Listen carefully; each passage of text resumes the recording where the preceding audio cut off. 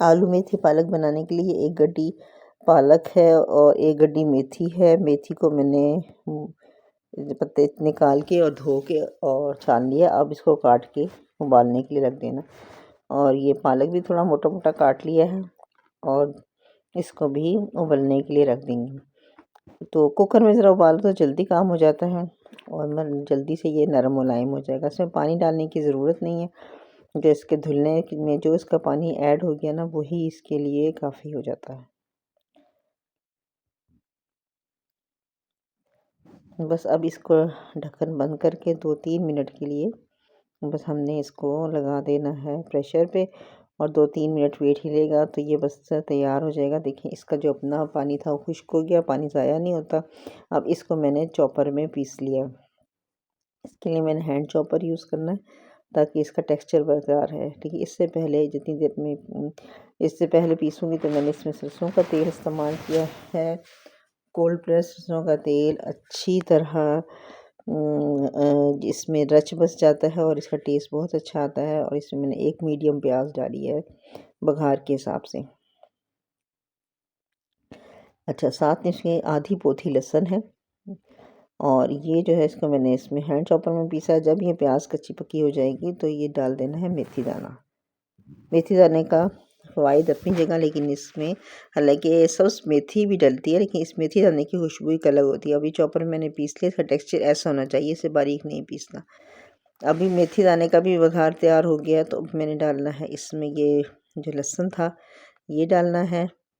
और इसमें ये जो सब्ज़ियाँ होती हैं ना, जिसमें जितने कम मसाले डाले जाएं तो उतने मज़े की होती है, क्योंकि सब्ज़ियों का अपना जायका होता है।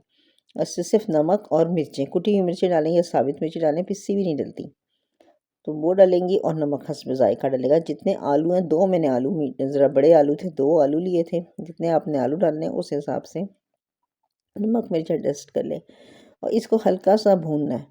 थोड़ा सा भून लेंगे ना तो उसके बाद इसमें ये डाल देंगे हम जो मेथी पालक पीस के रखा था।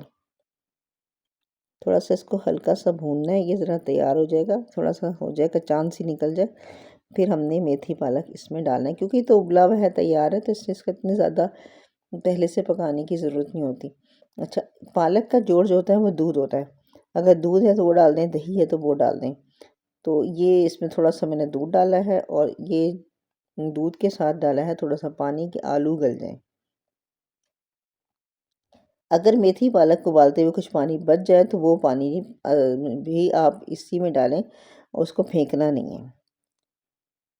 अब इसको थोड़ा सा मैंने पानी भी डाल दिया इसी में बर्तन में घुमा के, ताकि ये आलू गलने में कोई मसला ना हो।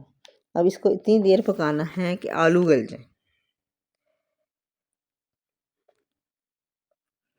पहले आलू उठा के एक चेक कर लें, गल गया है तो समझिए ये तैयार है, ये गल चुका है।